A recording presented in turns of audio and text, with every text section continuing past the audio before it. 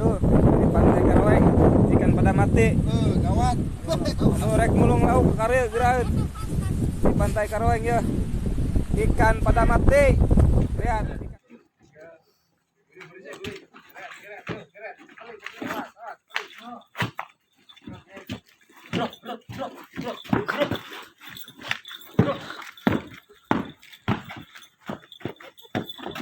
Heboh guys, heboh. Indonesia mabubari, heboh. Ada ikan mati di pinggir pantai, di video, heboh. Takut ada apa-apa di laut, heboh. Rame, namanya juga ya manusia serba penasaran dan ingin tahu.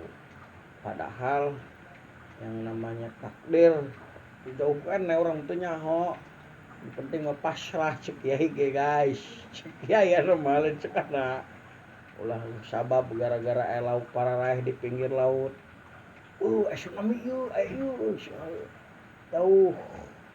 15 orang ya kudu tawakal ka Gusti Allah. Cenah ge kitu cek yai na YouTube geloba. Nah, untuk ikan itu udah sering guys ya, sering banget itu ikan tuh kayak gitu. Dulu kemarin masih tahun inilah kepetek. Jadi saya pengalaman jadi orang nelayan lah ya, saya pengalaman jadi nelayan tukang ngebagang.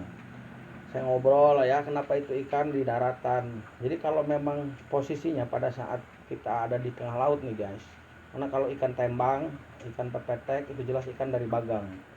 Jadi dihasilkan dari bagang ya, bagan laut.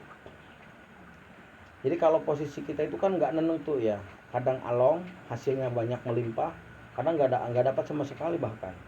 Nah kalau kita sedang melimpah guys, melimpah ikan itu kan, waring itu kan gede banget ya.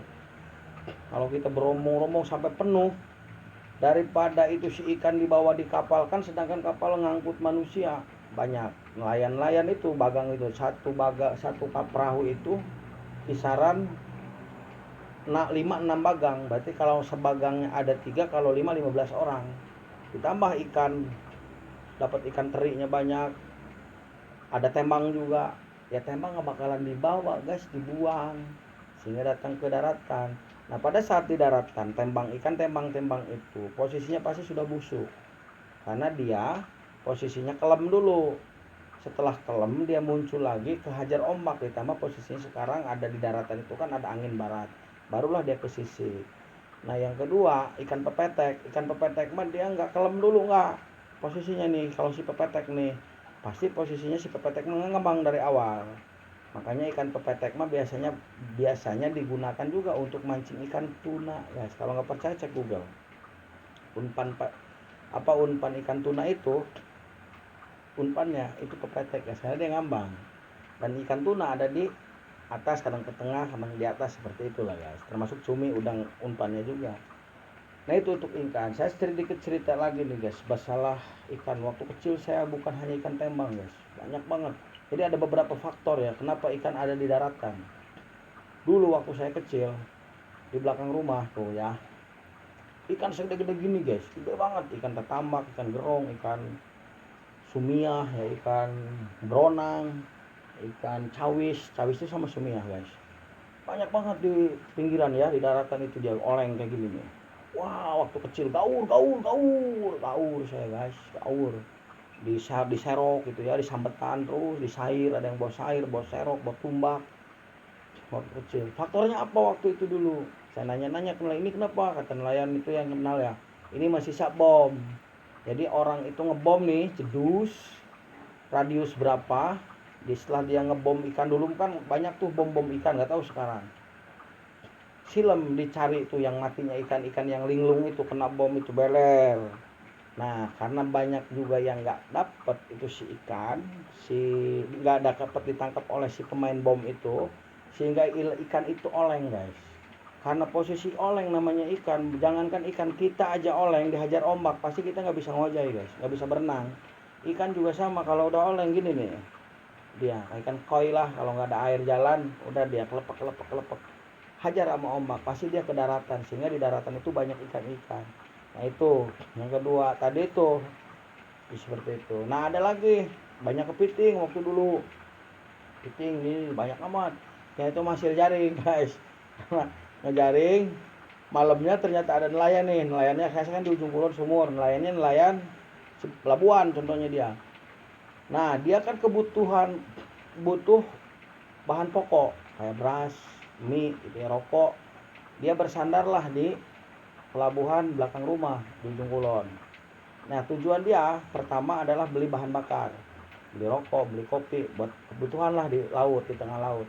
Nah yang keduanya dia sambil membukain jaring guys, jaring. Nah karena ini tangkapannya banyak guys, tangkapannya kan banyak nih, dapat banyak banget. Kan rajungan itu kepiting, namanya rajungan di laut itu kan bermacam-macam. Ada yang belang warnanya putih tuh, itu yang enak tuh, ajib tuh. Ada yang lancip-lancip dikit, yang bintang kayak bintang, itu ada yang kayak gitu. Nah sedangkan ukuran atau size yang di bawah 2 on atau 1 on, ngapain mereka bawa, berat. Sehingga yang size kecil itu, ukuran rajungan atau kepiting itu dibuang di pinggir laut, sehingga ramai pagi-pagi, weh banyak kepiting, banyak kepiting, ada apa ini, ada. Dulu nggak ada karena nggak ada WA dulu mah, sehingga biasa aja masyarakat. Jadi seperti itu guys. Nah, jadi jangan usah rame-rame lah ya kalau ada hal-hal yang seperti itu. Yang paling terpenting adalah urusan takdir itu di depan, dan kita tidak tahu apa yang akan terjadi.